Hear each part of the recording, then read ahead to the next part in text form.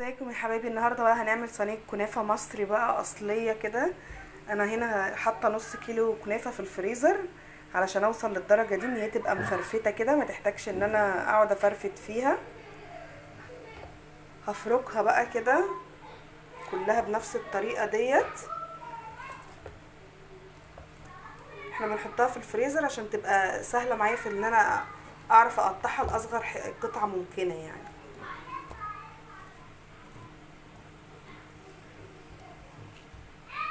طبعا الشربات بتاعها انا عملته وشلته في التلاجة.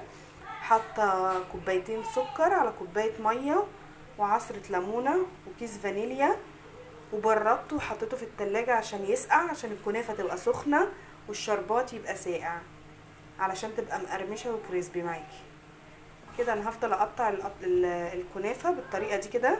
بص هي دايبه من التلج اصلا، يعني مجرد ما انا بقطعها بتبقى فرافيت كده. انا فرفدت الكنافه بعد ما طلعتها من الفريزر، واحط عليها بقى سمنه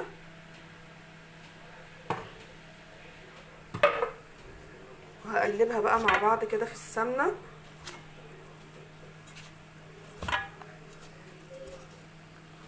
بالشكل ده. وهبتدي بقى ايه اخد وارص في الصينيه اللي انا عاملاها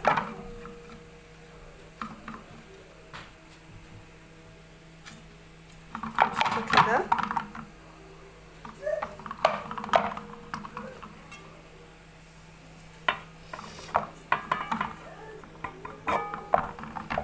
كده انا حطيت الطبقه اللي من تحت،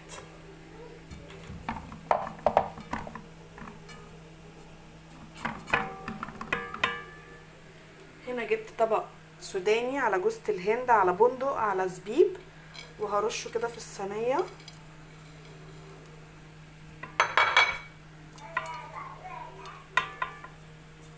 طبعا المتوفر عندك بقى، عندك زبيب وجوز الهند بس ماشي، عندك سوداني بس ماشي، كل حاجه تنفع. هنا بقى هحط وش الكنافه، وش صينيه الكنافه بالشكل ده.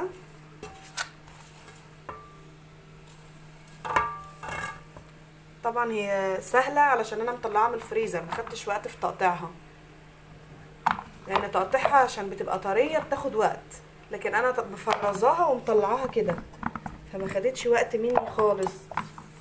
دلوقتي بقى احط على وش الصينيه شويه سمنه كده،